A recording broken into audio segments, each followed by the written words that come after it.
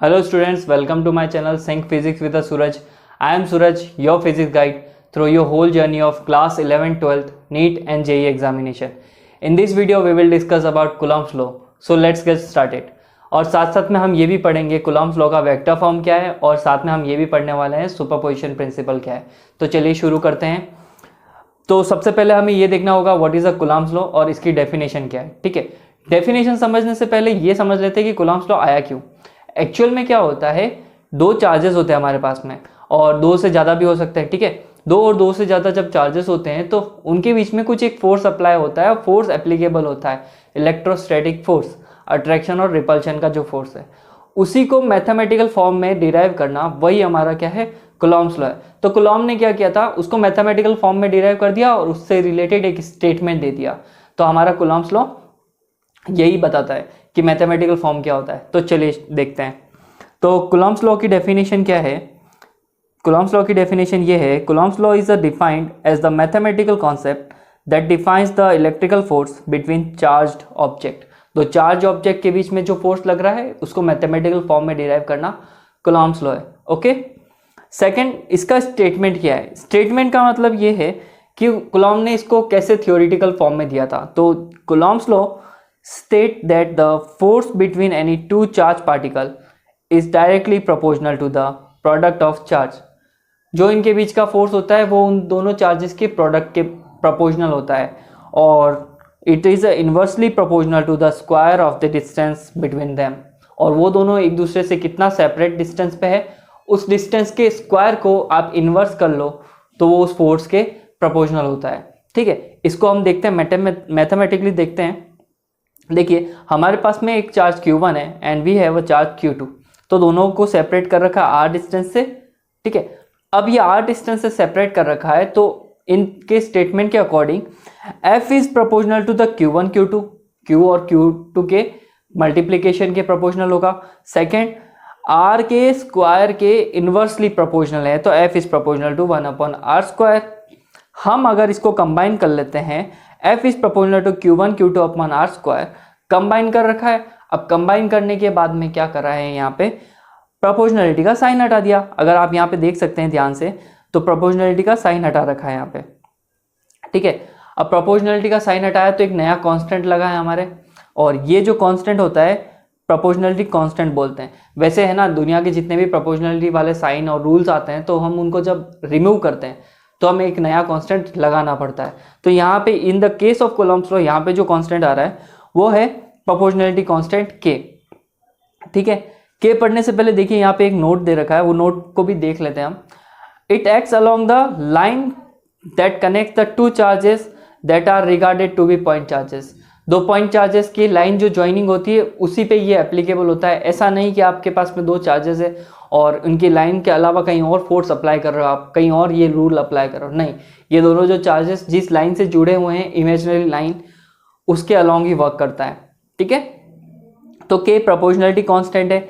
अब K की value है ना डिफरेंट हो सकती है. जैसे कि CGS सिस्टम में K की वैल्यू होती है 1 हवा के लिए. एयर और फ्री स्पेस के लिए K की वैल्यू क्या होती है, 1 इन द CGS सिस्टम. और यही MKS में क्या होती है, K की value for the air and free space which is equal to 1/4πε0 और न्यूमेरिकली होती है 9 × 10⁹ newton metre square upon Coulomb square. K की दोनों वैल्यू ही ध्यान में रखनी है. जब भी किसी K की वैल्यू आ जाएगी, लेकिन CGS में देनी होगी तो K 1 रखोगे और MKS में रखनी होगी तो K की वैल्यू रखोगे 1/4πε0. ठीक है, और न्यूमेरिकली हो जाएगी 9 × 10⁹. अब सोचने वाली बात है कि what is the epsilon naught. ठीक है, एक्चुअली एप्सिलॉन नॉट जो होता है एब्सोल्यूट परमिटिविटी होता है ऑफ अ फ्री स्पेस और एयर. हवा और फ्री स्पेस इनका क्या होता है, ये एब्सोल्यूट परमिटिविटी होती है जिसकी वैल्यू होती है 8.85 × 10⁻12 Coulomb square upon newton metre square. तो ये एब्सोल्यूट परमिटिविटी एप्सिलॉन नॉट की वैल्यू होती है. हाँ, आप इसको CGS में भी निकाल सकते हैं. CGS में इसकी वैल्यू होती है फैराडे पर मीटर. ठीक है, और डायमेंशन, रही बात डायमेंशन की, तो डायमेंशन जो होता है हमारे पास में एप्सिलॉन नॉट वो होता है m-1 L3 L-3 T4 और A2. तो ये डायमेंशन आपको याद रखना है, जेई के हिसाब से और नीट के हिसाब से बहुत ही इंपॉर्टेंट है, इसको कंसिडर करके चलना, ठीक है। अब पूछेंगे कि सर, अब आप मुझसे पूछेंगे sir what is the definition of absolute permittivity, ये होता क्या है, इसकी कहाँ जरूरत पड़ गई, ठीक है। तो डेफिनेशन पे भी नजर मार लेते हैं हम एक बार के लिए। तो इसकी डेफिनेशन ये है, permittivity is a measurement of a medium's resistance to producing an electric field. कोई भी मटेरियल दे रखा है आपके पास में, ठीक है, देखो दो चार्जेस है आपके पास में, वो चार्जेस के किसी ना किसी मटेरियल पे तो होंगे, 3 चार्जेस है, 4 चार्जेस है, जितने भी चार्जेस है वो किसी भी मटेरियल या ऑब्जेक्ट पे हो सकते हैं। तो उस ऑब्जेक्ट की इलेक्ट्रिक फील्ड को रेजिस्ट करने की, अपोज करने की जो नेचर होगी वही हमारी क्या होगी, एब्सोल्यूट परमिटिविटी होगी। कोई मटेरियल अपने ऊपर कितना इलेक्ट्रिक फील्ड आने देना चाहता है, वो उसको कितना होल्ड कर सकता है, वो उसकी एब्सोल्यूट परमिटिविटी होगी, वही प्रॉपर्टी क्या होगी, एब्सोल्यूट परमिटिविटी होगी, ठीक है। हम इसको दूसरी डेफिनेशन भी देख लेते हैं। वैसे दोनों डेफिनेशन का मीनिंग तो सेम ही है, बस फर्क इतना सा है, किसी के लिए कौन सी डेफिनेशन सूटेबल हो वो बढ़िया है, आप इसमें से कोई सी भी यूज कर सकते हैं, दोनों का मीनिंग सेम है, आपको टेंशन लेने की जरूरत नहीं है, ठीक है। सेकेंड डेफिनेशन क्या है, permittivity is the ability of a material to store an electric field in the polarisation of medium. Material कितना इलेक्ट्रिक फील्ड को स्टोर करके रखता है, अपने पास कितना होल्ड कर सकता है किसी पोलराइजेशन, आई मीन किसी इलेक्ट्रिक फील्ड में, तो वही क्या है हमारे पास में, उसकी एब्सोल्यूट परमिटिविटी है, ठीक है। इसकी न्यूमेरिकल वैल्यू हमेशा ध्यान में रखना है, ठीक है, जो हमारे पास में क्या है 8.85 इंटू 10⁻⁻12, ठीक है। तो अभी हमने कूलम्ब्स लॉ पढ़ लिया, और कूलम्ब्स लॉ में है ना ये जो कांस्टेंट है के से रिलेटेड कांस्टेंट एब्सोल्यूट परमिटिविटी, तो इन सब का ध्यान रखना। कांस्टेंट वो वैल्यू होती है जो फिक्स होती है और इनकी वैल्यू चेंज नहीं होती है। Now we will read about 1 coulomb definition, कि भाई 1 कूलम्ब डेफिनेशन होती क्या है, 1 कूलम्ब होता क्या है, राइट, 1 कूलम्ब वैल्यू होती क्या है। जैसे कि 1 कूलम्ब को डिफाइन करने के लिए हमारे पास में 3 कंडीशन होना बहुत जरूरी है। जैसे कि फोर्स, 2 चार्जेस हैं हमारे पास में, 2 चार्जेस दे रखे Q1 Q2, उन दोनों के बीच में अगर फोर्स लग रहा है 9 इंटू 10⁹ न्यूटन, और उनकी सेपरेशन डिस्टेंस दे रखी है 1 मीटर, और दोनों चार्जेस इक्वल है, ये तीनों कंडीशन अगर एप्लीकेबल है तो हम कह सकते हैं कि चार्जेस क्या है, 1 कूलम्ब में। इसको मैथमेटिकली देख लेते हैं। तो Q1 Q2 equal to Q, देखो Q1 Q2 दोनों की वैल्यू क्या होनी चाहिए, Q मतलब कि इक्वल होनी चाहिए। फोर्स होना चाहिए हमारा 9 इंटू 10⁹, और सेपरेशन डिस्टेंस होनी चाहिए 1 मीटर। तो अभी देखो कूलम्ब्स लॉ यूज करते हैं यहाँ पे, F is equal to K Q1 Q2 upon R square. तो यहाँ पे हम रख देंगे 9 इंटू 10⁹, फोर्स की वैल्यू जो गिवन है वो रख दी, फिर K की वैल्यू जो पता है हमें ऑलरेडी 9 इंटू 10⁹ होती है, और साथ में चार्जेस की वैल्यू रख दी Q, और सेपरेशन डिस्टेंस रख दी हमने 1 मीटर। तो यहाँ से देखते ही पता पड़ रहा है कि ये फिजिकल क्वांटिटी, आई मीन ये कांस्टेंट दोनों एक दूसरे से कट हो गए। तो अब हमारे पास में आया Q square is equal to 1, जब वो स्क्वायर उस तरफ शिफ्ट होगा तो Q इज इक्वल टू √1, तो हमारे पास में Q की वैल्यू क्या आ जाएगी, 1 कूलम्ब आ जाएगी, ठीक है। तो 1 कूलम्ब डेफिनेशन यही होती है। 3 कंडीशन ध्यान में रखनी है, चार्जेस इक्वल होने चाहिए, फोर्स इतना होना चाहिए 9 इंटू 10⁹, और सेपरेशन डिस्टेंस 1 होनी चाहिए, तो हम कह सकते हैं कि वहाँ पे 1 कूलम्ब चार्ज अप्लीकेबल है, ठीक है। चलिए आगे बढ़ते हैं, अगर आपको यहाँ तक अच्छे से समझ में आ गया हो तो, ठीक है। अब आता है हमारे पास में vector form of Coulomb's law, ठीक है। Vector form of Coulomb's law में हमको ये पढ़ना बहुत इंपॉर्टेंट है, क्यों, क्योंकि फोर्स आप सभी जानते हैं कि force is a vector quantity, इसका मैग्नीट्यूड और डायरेक्शन दोनों होता है। अब अगर ये वेक्टर क्वांटिटी है तो हमको है ना इसका जो नया फॉर्मूला है कूलम्ब्स लॉ, तो कूलम्ब्स लॉ को भी वेक्टर में डिराइव करना कंपलसरी हो जाता है, क्योंकि वेक्टर क्वांटिटी है, ठीक है। तो vector form of Coulomb's law, the force is a vector quantity, it means that the force between 2 charges should also be represented as a vector. Force जो है वो वेक्टर फॉर्म में रिप्रेजेंट करना जरूरी हो जाता है, क्योंकि यहाँ पे वो वेक्टर क्वांटिटी होता है। तो देखिए मैंने यहाँ पे 2 चार्ज लिए हैं Q1 Q2, और साथ साथ में है ना हमारे उससे रिलेटेड फोर्स दे रखे हैं F12 क्या शो कर रहा है, force on charge 1 due to charge 2। Second वाला जो उस फर्स्ट वाले पे फोर्स लगा रहा है उसको शो कर रहा है F12। यहाँ पे आता है फिर F21 क्या शो कर रहा है, F21 ये शो कर रहा है force on charge 2 due to charge 1, मतलब फर्स्ट वाला जो हमारे पास में फोर्स है वो सेकंड वाले पे कितना एप्लीकेबल हो रहा है, ठीक है। तो ये हमारे पास में दोनों फोर्सेस हो गए, इनके बीच की सेपरेशन डिस्टेंस क्या है, r है। देखो अब अगर हम वेक्टर फॉर्म में डिराइव कर रहे हैं तो ऑब्वियस सी बात है कि हम r को भी किस में डिनोट करेंगे, पोजीशन वेक्टर में डिनोट करेंगे, ठीक है। तो यहाँ पे r को पोजीशन वेक्टर में डिनोट करना मतलब r21 which shows that r is leading from 1 to 2। देखो यहाँ पे है ना, इसको उल्टा बोलना पड़ेगा आपको। आप अगर r21 लिखा है तो इसको आप कैसे बोलोगे, r जो पोजीशन वेक्टर है लीड कर रहा है 1 से 2 की तरफ, ठीक है। और आप यहाँ पे देख सकते हैं कि अभी हमारे पास में फोर्स क्या है, F21 और F12 दे रखा है, और R21 क्या है, उसके बीच का पोजीशन वेक्टर है। तो ये आ गया अभी। तो देखो मैंने दोनों कंडीशन दे रखी है आपके लिए। देखो एक में हो रहा है अट्रैक्शन, एक में क्या हो रहा है हमारे पास में, अट्रैक्शन हो रहा है। सेकंड में हमारे पास में क्या हो रहा है, रिपल्शन हो रहा है, ठीक है। अब अट्रैक्शन और रिपल्शन दोनों ही कंडीशन दे रखी है, एक में अपोजिट चार्जेस है और एक में सेम चार्जेस है। तो पहले वाले केस में Q1 और Q2 का मल्टीप्लिकेशन 0 से छोटा होगा, ठीक है, क्योंकि एक चार्ज क्या आ गया वहां पे, नेगेटिव आ गया। और दूसरे वाले में क्या हो जाएगा, Q1 Q2 का मल्टीप्लिकेशन होगा 0 से बड़ा हो जाएगा, क्योंकि वहां पे दोनों ही चार्जेस क्या है, पॉजिटिव नेचर के, तो वो नेगेटिव हो ही नहीं सकते, ठीक है। दोनों के लिए मैंने यूज किया है R21 और यहाँ पे भी R21, position vector leading from 1 to 2, 1 to 2। मैंने है ना 2 से 1 क्यों नहीं किया है, 2 से 1 इसलिए नहीं किया है क्योंकि आप देखो किसी भी चीज को मेजर करते हो ना, तो आप जैसे मेरा टैब है, आप इसको इस तरफ से इधर मेजर करो और इधर से इधर मेजर करो, इसकी लेंथ तो सेम ही रहने वाली है ना, ठीक है। तो वैसे ही हम चार्जेस के लिए पोजीशन वेक्टर जो है R21 लो या R12 लो, एक ही बात है, ठीक है। चलिए आगे बढ़ते हैं, थ्योरी भी देख लेते हैं हम। Let there be 2 point charges Q1 and Q2 separated by the distance R। दो चार्जेस है, R डिस्टेंस से क्या कर रखा है, उनको सेपरेट कर रखा है। F12 देखो, F12 को कैसे रीड करेंगे हम, the force experience by Q1 due to charge Q2। F21 को कैसे रीड करेंगे, the force on Q2 due to charge Q1। Q1 की वजह से Q2 पे लगने वाला फोर्स, और पहला वाला क्या हो जाएगा, Q2 की वजह से Q1 पे लगने वाला फोर्स। पोजीशन वेक्टर को तो हम पढ़ेंगे वेक्टर्स लीडिंग फ्रॉम 1 to 2, और R12 को हम पढ़ेंगे 2 to 1, अपोजिट है, जैसा लिखते हैं उसका जस्ट अपोजिट करना है आपको पोजीशन वेक्टर के केस में, ठीक है। पोजीशन वेक्टर को फॉर्मूला फॉर्म में लिख सकते हैं हम R2 माइनस R1।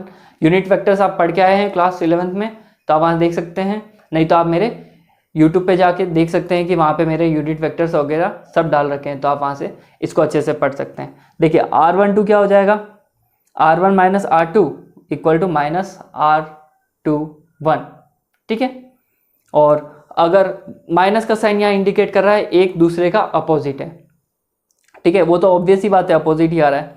और जब हम इसका मैग्नीट्यूड ले लेते हैं तो हमें क्या मिलता है, R21 इक्वल टू R12, दोनों ही इक्वल है, तो हम इसको देते हैं इक्वेशन नंबर 1। हाँ, तो अपने R1 और R2 क्या हो गए, दोनों इक्वल हो गए, ठीक है। तो अभी देखो, to denote the direction from 1 to 2 और from 2 to 1 we need a unit vectors, ठीक है। एक चार्ज का दूसरे चार्ज के ऊपर लगने वाला फोर्स और दूसरे चार्ज का पहले वाले पे लगने वाला फोर्स, तो इन दोनों के डायरेक्शंस को शो करने के लिए हमें क्या यूज़ करना पड़ेगा, यूनिट वेक्टर भी यूज़ करना पड़ेगा, ठीक है। तो यूनिट वेक्टर क्या होता है, यूनिट वेक्टर बहुत सिंपल सा फॉर्मूला होता है, ये मतलब इसकी वैल्यू 1 होती है और इसका फॉर्मूला होता है vector itself divided by vectors magnitude equal to unit vector, ठीक है। तो देखो unit vector equal to vector itself, खुद से वो आ गया, और divided by magnitude of vector, ठीक है। तो ये इस तरह से आ जाता है R21 cap equal to R21 vector divided by R21 का मैग्नीट्यूड। सिमिलरली R12 के लिए भी हो जाएगा। तो हमारे पास में दो यूनिट वेक्टर्स आए हैं, R21 और R12। इसको इक्वेशन नंबर 2 दे देते हैं, ठीक है। और यूनिट वेक्टर इसलिए यूज कर रहे हैं to show the direction of force, ठीक है, एक का दूसरे के रेस्पेक्ट में, दूसरे का पहले के रेस्पेक्ट में, ठीक है। So now Coulomb's force in a vector form, vector form में कूलॉम फोर्स क्या हो जाएगा, देखिए F21 is equal to 1/4 pi epsilon naught Q1 Q2 upon R21, और R21 का कैप हो जाएगा, ठीक है। ये R21 का कैप क्या शो कर रहा है, ये डायरेक्शन शो कर रहा है कि हम किस तरफ लीड कर रहे हैं, 1 से 2 की तरफ लीड कर रहे हैं। और 1 के ऊपर किसका फोर्स लग रहा है, 2 का फोर्स लग रहा है। जैसे कि ये है ना हमारे पास में, अगर हम बात करें एक चार्ज है, दूसरा चार्ज है, हम लीड किधर कर रहे हैं, 1 से 2 की तरफ, तो इसको ऐसे लिखेंगे 1 से 2 की तरफ लीड कर रहे हैं। लेकिन F12 कौन सा यूज होगा, F21 ये शो होगा, ठीक है। तो कुछ इस तरह से हम शो करते हैं। और सिमिलरली अब क्या करना है हमको, यूनिट वेक्टर की जो वैल्यू आई है, जैसे देखो यूनिट वेक्टर की वैल्यू आ गई है। अब ये यूनिट वेक्टर की वैल्यू को अगर मैं पिक करके यहाँ रख दूँ, यूनिट वेक्टर की वैल्यू को अगर पिक करके मैं यहाँ रख दूँ, तो हमें क्या मिलेगा, F21 equal to 1/4πε0 Q1 Q2 upon R21 का square multiply by R21 upon R21 का मैग्नीट्यूड, ठीक है। और देखो अब यहाँ पे ना नीचे R21 स्क्वायर और R21 एक टाइम हो गया, तो ये क्या हो जाएगा, 3 टाइम्स, आई मीन इसका क्यूब हो जाएगा। तो हमारे पास में फाइनल फॉर्मूला क्या आ जाएगा, F21 is equal to 1/4πε0 Q1 Q2 upon R21 cube multiply by R21 vector. Vector बस इंडिकेट करता है डायरेक्शन को। तो ये किसका फॉर्मूला हो गया, कूलॉम्स फॉर्मूला हो गया। ये किसका फॉर्मूला हो गया, कूलॉम्स लॉ हो गया है। और कूलॉम्स लॉ किस में आ गया अपने पास में, वेक्टर फॉर्म में आ गया है, ठीक है। सिमिलरली हम दूसरे के लिए भी यूज कर सकते हैं। F12 is equal to 1/4πε0 Q1 Q2 upon R12 का क्यूब और R12 वेक्टर आ जाएगा अपने पास में। देखो तुम्हें एक चीज मैंने पहले बताई थी, इक्वेशन नंबर 1 में ये था R21 इक्वल टू R12 है, राइट। ये दोनों एक दूसरे के इक्वल है, सॉरी मैग्नीट्यूड लेने से पहले ये इस तरह से इक्वल थे, R21 is equal to minus R12। तो अगर मैं इसको मतलब कि हमारा जो कूलॉम्स फॉर्मूला आया है कूलॉम्स वेक्टर फॉर्म में, इसका फर्स्ट और इसका सेकंड वाला, ये दोनों फॉर्मूले को अगर कंपेयर करूं, तो हम ऐसे लिख सकते हैं ना कि दोनों सेम ही है, बस फर्क इतना सा है दोनों में, एक दूसरे का डायरेक्शन अपोजिट है। देखो 1/4πε0 1/4πε0 इसमें दोनों में, Q1 Q2 दोनों में है, Q1 Q2, बस R21 और R12 की वैल्यू चेंज है। तो सीधा से बात है कि हम लिख सकते हैं F12 equal to minus F21। ये हमारा हो जाएगा इंपॉर्टेंट रिजल्ट।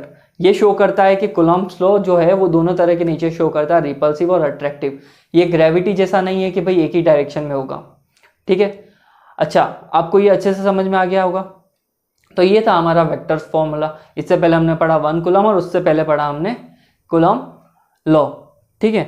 अभी हम पढ़ेंगे यहाँ पे effect of medium on force, कि भाई जब फोर्स होता है, दो चार्जेस रखे हुए हैं और इनके बीच में एक इलेक्ट्रोस्टैटिक फोर्स लग रहा है, तो इन दोनों फोर्सेस के बीच में अगर मैं मीडियम रख दूं, मीडियम को लेके आ जाऊं, तो क्या फर्क पड़ेगा, ठीक है। आपको बात समझ में आ रही है। एक चार्ज Q1 है, एक चार्ज Q2 है, दोनों के बीच में कुछ मीडियम रख दिया, कुछ मटेरियल रख दिया, तो इन दोनों पे क्या फर्क पड़ेगा, ठीक है। तो देखते हैं, when a dielectric medium is completely filled in a between charges, rearrangement of the charges inside a dielectric medium take places.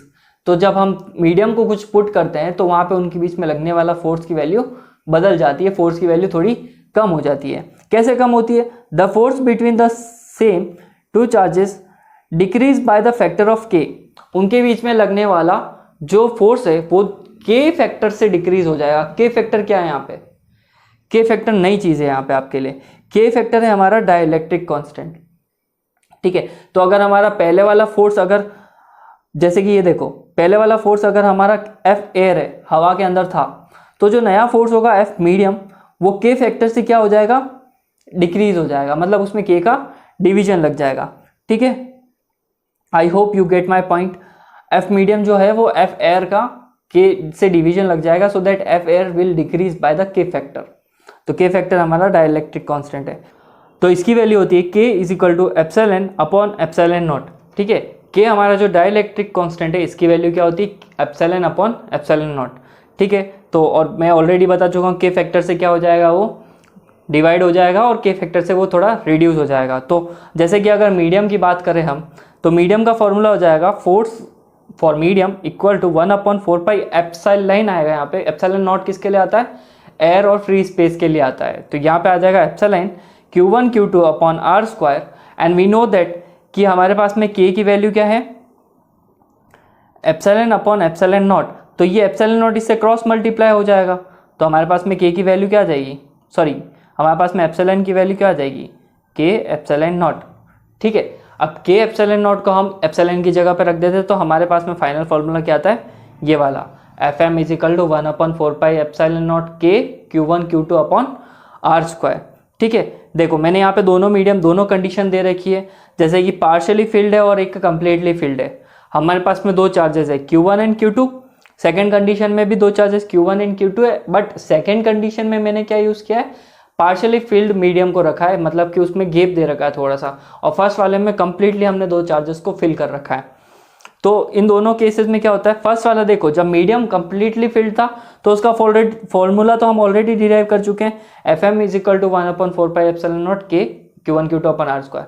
जब पार्शियली फिल्ड होता है तो उसकी सेपरेशन तो जो होती है, सेपरेशन चेंज हो जाती है, तो सेपरेशन यहाँ पे becomes r minus T plus T under root K हो जाएगा। ठीक है, तो ये सेपरेशन आपको कहाँ यूज करनी है, फॉर्मूला में यूज करनी है, तो आपका पार्शियली फिल्ड के लिए कूलम्ब्स लॉ फॉर्मूला बन जाएगा। तो देखो F is equal to 1/4 epsilon naught Q1 Q2 upon R minus T plus T under root K उस कंप्लीट होल स्क्वायर। तो यहाँ पे ध्यान रखना है, सेपरेशन का फॉर्मूला ध्यान में रखना है, अदरवाइज फॉर्मूला सेम ही रहेगा पूरे फोर्स के लिए, सेपरेशन को रखना है बस वहाँ पे। ठीक है, और यहाँ पे हाँ टी जो है वो हमारी थिकनेस है मीडियम की, मीडियम कितना थिक है उसकी थिकनेस वो टी है। नेक्स्ट हमारे पास में है principal of superposition. Principal of superposition is a very simple topic, बस आपको ये ध्यान में रखना है कि जैसे कि आपके पास में चार्जेस क्या है, दो और दो से ज़्यादा होने चाहिए, तो ये हमारा क्या होगा, प्रिंसिपल ऑफ सुपरपोजिशन लगेगा। वैसे तो दो के लिए तो कूलम्ब्स फॉर्मूला लग जाता है, लेकिन दो से ज़्यादा हो जाते हैं तो हम क्या यूज़ करेंगे, प्रिंसिपल ऑफ सुपरपोजिशन। ओके, चलिए शुरू करते हैं। So according to the principle of superposition, total force acting on a given charge due to the number of charges is the vector sum of the individual forces।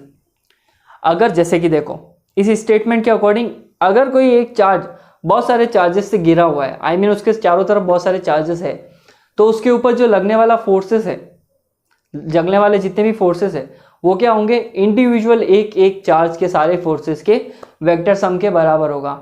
ठीक है, acting on the charge due to the all charges, कहने का मतलब ये है जैसे कि यहाँ पे हमारे पास में Q चार्ज दे रखा है आपको, यहाँ पे फिर Q1 दे रखा है, Q2 दे रखा है, Q3 दे रखा है, Qn-1 और लास्ट में दे रखा है Qn दे रखा है। 1 2 3 4 5 6 करते करते इनफाइनाइट नंबर्स ऑफ चार्जेस हमने दे रखे हैं। तो इन सभी चार्जेस का क्या होगा, कुछ इफेक्ट होगा, किस पे होगा, इस Q के ऊपर इफेक्ट होगा, राइट। तो अगर वो जो इफेक्ट है उस फोर्स को निकालते हैं तो प्रिंसिपल ऑफ सुपरपोजिशन का यूज करते हैं। एक का फोर्स F1 लिया, दूसरे का F2 फोर्स लिया, तीसरे का F3 F4, इन सब का वेक्टर सम कर लो तो आपको नेट और टोटल फोर्स मिल जाता है। यही प्रिंसिपल क्या है हमारा, प्रिंसिपल ऑफ सुपरपोजिशन है, राइट। देखो इस कंडीशन से समझने की कोशिश करते हैं। Consider n number of charges Q1 Q2 Q3 dash dash dash Qn, बहुत सारे चार्जेस हैं, सारे के सारे है ना अप्लाई कर रहे हैं फोर्स Q के ऊपर। ठीक है, net force on Q will be, तो उसके ऊपर लगने वाला नेट फोर्स क्या होगा, F net is equal to F1 plus F2 plus dash dash dash Fn तक चला जाएगा। ठीक है, और अगर आप यहाँ पे वेक्टर कंडीशन भी रख दो तो F नेट क्या हो जाएगा, K Q1 Q2 sorry K Q1 Q upon R1 का स्क्वायर, R1 का स्क्वायर का कैप R1 कैप लग जाएगा, प्लस वापस वही लग जाएगा 1/4 pi epsilon not Q2 Q upon R2 का स्क्वायर। फिर ऐसे करते करते सारे फोर्सेस लग जाएंगे, उन सारे फोर्सेस का सम हो जाएगा।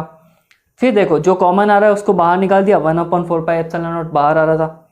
ठीक है, और Q जो है हमारे पास में रह जाएगा, Q 1 से लेकर n जा रहा है तो I लग जाएगा। देखो यहाँ पे कंडीशन डाल रखी है I इज इक्वल टू 1 से लेकर n तक, तो ये हमारे पास में समेशन के फॉर्म में फॉर्मूला आ जाएगा, किसका, प्रिंसिपल ऑफ सुपरपोजिशन का। ठीक है, तो ये कुछ हमारे पास में था प्रिंसिपल ऑफ सुपरपोजिशन। तो आई होप ये आपको समझ में आएगा what is the principle of superposition. ठीक है, और मैंने अभी इस वीडियो में है ना आपको कूलम्ब्स लॉ पढ़ा है, कूलम्ब्स लॉ से रिलेटेड वेक्टर फॉर्म पढ़ाया है, 1 कूलम्ब की डेफिनेशन पढ़ाई है, प्रिंसिपल ऑफ सुपरपोजिशन पढ़ाया है, और उस पर पढ़ने वाले मीडियम के इफेक्ट भी पढ़ाए। ठीक है, तो ये हमारा था आज के वीडियो में हमारे लिए इतना ही। अब हम आपके लिए अगली वीडियो में लेके आने वाले हैं इलेक्ट्रिक फील्ड से रिलेटेड उसकी प्रॉपर्टीज़ और ये सब, और साथ साथ में हम इलेक्ट्रिक फील्ड का इफेक्ट देखेंगे, डायपोल्स पे कैसा लगेगा, चार्जिंग डिस्ट्रीब्यूशन देखेंगे, और भी नए टॉपिक्स आने वाले हैं। और सारे के सारे जो भी टॉपिक्स होंगे वो इन्हीं कलरफुल तरीके से आपके लिए डिटेल बना के दिए जाएंगे। सो प्लीज़ हमारे चैनल को सब्सक्राइब कर दीजिए, लाइक कर दीजिए, और वीडियो को जितना हो सके आपके फ्रेंड्स के साथ में शेयर करिए, so that they will get benefits from this kind of content which are we are making. Okay, चलिए, और thank you for being a part of it and keep sharing, supporting our channel, so that your support and share will support us on a different level, or this will help to fuel our journey on YouTube. Okay, आप यहाँ पे देखिए, मैंने आपके लिए एक QR code रख रखा है, आप इसको स्कैन कर लीजिए, इसका स्क्रीनशॉट ले लीजिए और जाके टेलीग्राम चैनल को फटाफट ज्वाइन करिए, सो दैट आपको कलरफुल नोट्स मिलते रहें। और आप हमारी कम्युनिटी को सपोर्ट करना चाहें तो कर सकते हैं सपोर्ट, और इससे आपका ही बेनिफिट होगा, आपका एक एक सपोर्ट आपके लिए न्यू कंटेंट लेके आएगा। ठीक है, और तैयारी अच्छे से करिए, और प्लीज़ बिना किसी टेंशन के आराम से एग्ज़ाम दीजिए और तैयारी में लगे रहिए। ठीक है, ओके, बाय बाय।